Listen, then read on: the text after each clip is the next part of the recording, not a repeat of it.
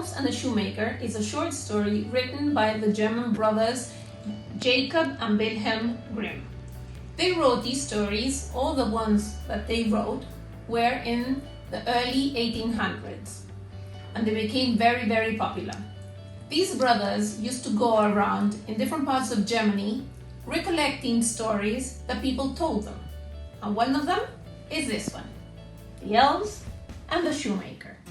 This story has basically two main characters. On one side we have the elves, which are described as naked little tiny creatures that at the end of the story receive their own clothes, and with that they're able to move on and be happy. And we have the shoemaker and his wife. They start out by being very poor, but obviously there must have been something good in him and his wife, and that is why the elves chose to help them. So we can see how they go developing these characters throughout the story, how the shoemaker finds these naked little creatures, and with his wife they decide to repay. So the kindness is something really important in this story. Some of the narrative elements in this story are the shoemaker's shop and his house. Follow me for the plot. So the story starts when the shoemaker finds out that he only has money for one more pair of shoes. So he goes to the shop, he buys some materials, and he's really tired. So when he goes back to his house, he decides to put off the work until the next morning, and he says, you know what, I'm a bit tired, I think I'll go to bed.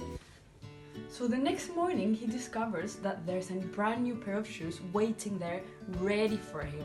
He is shocked, impressed, doesn't know what happens, but he decides to sell them anyway, go and buy more materials, and actually create a new pair of shoes to continue working. He does the same, he leaves the materials there, goes to bed, wakes up the next morning and sees more shoes. So he is again impressed, doesn't know what happened, didn't know who was actually helping him. So he tells his wife all this story, and she decides that maybe it's a good idea for them to hide and wait who's actually helping them. So what happens?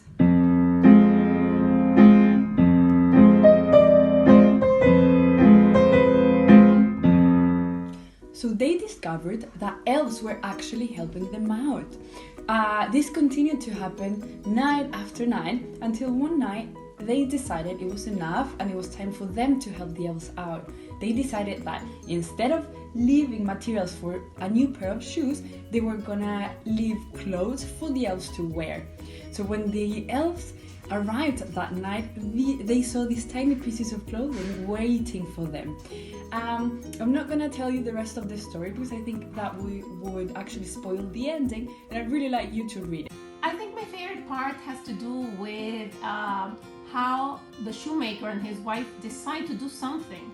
They decide to investigate who is this magic situation that's happening in their house, because if it weren't for this, they would be very, very poor. So when they have come out of the poor stage and they have enough money to live, they decide to find out. And I think that the deciding also of repaying the elves with making some clothes, yeah, my duendes mágicos don't have clothes on yet, but that is super important because they decide to pay back.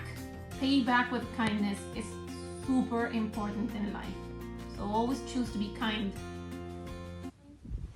My favorite part is when the elves arrived that final night and they discovered the pieces of clothing. I like it because I think it shows gratitude towards some hard work and towards someone that had actually helped them out. That's why I like it. I'd really recommend you to read this story because I think it's quite useful for young learners.